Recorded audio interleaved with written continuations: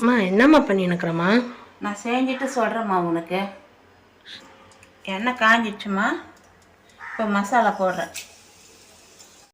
வெங்காயம், தக்காளி, கருவேப்பிலை, பச்சை மிளகாய்,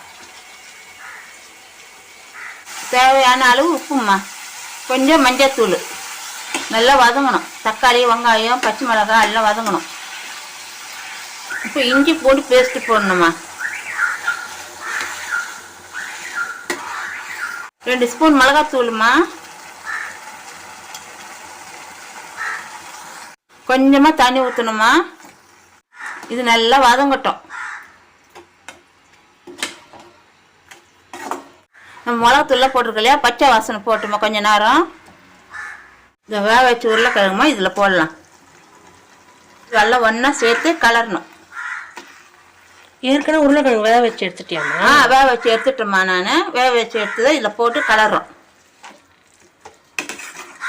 சீரகமா, உடச்சக்கல்ல சீரகம் போட்டுருக்கலாமா. இப்போ பவுடரை அரைச்சி எடுத்துக்கலாம். உடச்சக்கல்ல பவுடர் பண்ணிக்கலாமா, இதில் கொட்டலாமா. எதுக்குமா உடச்சக்கல்ல பவுடர் இதில் சேர்க்குறம்மா? கெட்டியாக இருக்குமா, அதுக்கு தான் உடச்சக்கல்ல பொடி பண்ணி போடுறது. கெட்டியமாக இருக்கும். இது கொஞ்சம் ஆறின பிறகு கொஞ்சம் கெட்டியாகிடுமா. இது மசாலா இந்த மாதிரி தான் கெட்டியாக இருக்குது. இப்படி பிடிக்கணுமா. கிளாஸில் எண்ணெய் ஊற்றி தடவணுமா. எண்ணெய் கிளாஸில் நல்லா தடவுனா தான் இட்லி ஒட்டாமல் வரும். கிளாஸில் மாவு ஊற்றுறோமா.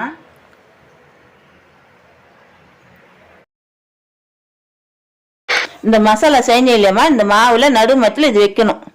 வச்சு மேலே கொண்டு இன்னும் கொஞ்சம் மாவு ஊற்றி வேக வச்சு எடுக்கணும். இந்த மாதிரி ஊற்றி வச்சுக்கணும்மா கிளாஸுங்கள. 15 நிமிஷம் வேகணும்மா. 15 நிமிஷம் ஆயிடுச்சுமா. எப்படி இதுன்னு பார்க்கலாமா. நல்லா சூப்பராக மசாலா இட்லி நல்லா வெந்து போயிருக்குது பாருமா. இட்லி 5 நிமிஷம் ஆற வையுமா.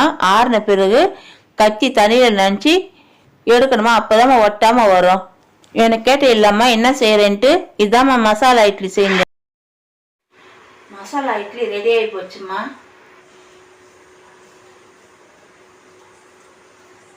சூப்பராக இருக்குதுமா.